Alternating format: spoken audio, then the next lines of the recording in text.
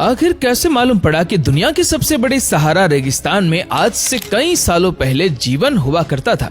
Africa महाद्वीप में सहारा रेगिस्तान को दुनिया का सबसे बड़ा गर्म रेगिस्तान माना जाता है, जो 92 लाख स्क्वायर किलोमीटर के क्षेत्रफल में फैला हुआ है। इस रेगिस्तान को अल सहारा अल कुबरा के नाम से भी जाना जाता है, जिसकी सीमाएं 11 अलग अलग देशों से लगती है। वैज्ञानिकों को सहारा रेगिस्तान की रेत के नीचे से उपजाऊ मिट्टी के सबूत मिले थे, जो इस बात की तरफ इशारा करता है कि सहारा रेगिस्तान में पुराने समय में पेड़ और पौधे हुआ करते थे। वैज्ञानिकों को रिसर्च में पता चला है कि उत्तरी अफ्रीका के एक बड़े हिस्से में पेड़ पौधे, घास के मैदान और पानी से भरे हुए तालाब और जल स्रोत हुआ करते थे, जहां कई प्रजातियों के जीव जंतु भी रहते थे। वैज्ञानिकों को अपने रिसर्च के दौरान सहारा रेगिस्तान के कई इलाकों में जीव जंतुओं के अवशेष मिले थे, जिसमें छोटे जानवर से लेकर विशालकाय शरीर वाले जीव थे। इतना ही नहीं, वैज्ञानिकों को सहारा रेगिस्तान में छोटे और बड़े आकार की मछलियों के अवशेष भी मिले थे, जिससे ये साबित होता है कि सहारा रेगिस्तान में किसी वक्त में पानी के बड़े बड़े स्रोत भी हुआ करते थे, जिसके चलते जंगल और पानी में रहने वाले जीवों के लिए खाने और पीने की सभी जरूरतें भी यहाँ पर पूरी हो रही थी।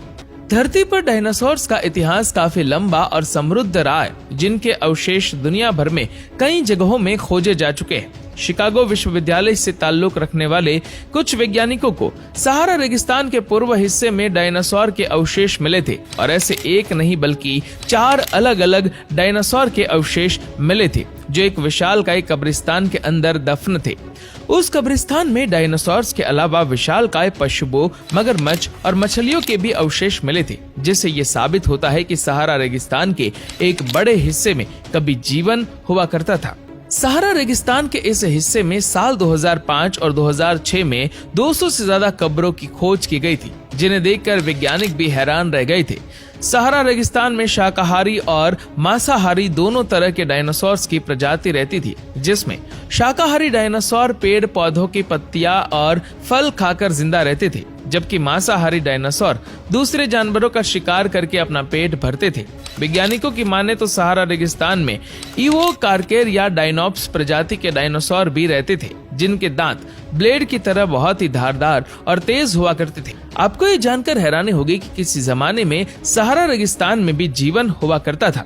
दरअसल वैज्ञानिकों को सहारा रेगिस्तान में रिसर्च के दौरान रेत में एक विशालकाय कब्रिस्तान मिला, जिसमें जानवरों के अलावा इंसानों के कंकाल और हड्डियां भी थी।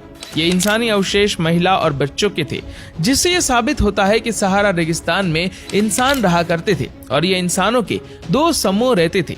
सहारा रेगिस्तान में रहने वाले पहले समूह को किफियान के नाम से जाना जाता था, जो यहाँ 7700 BC से 6200 BC के बीच रहा करते थे। वहीं सहारा रेगिस्तान में रहने वाले दूसरे समूह को टेनेरियंस के नाम से जाना जाता था, जो 5200 BC से 2500 BC के बीच यहाँ के निवासी हुआ करते थे।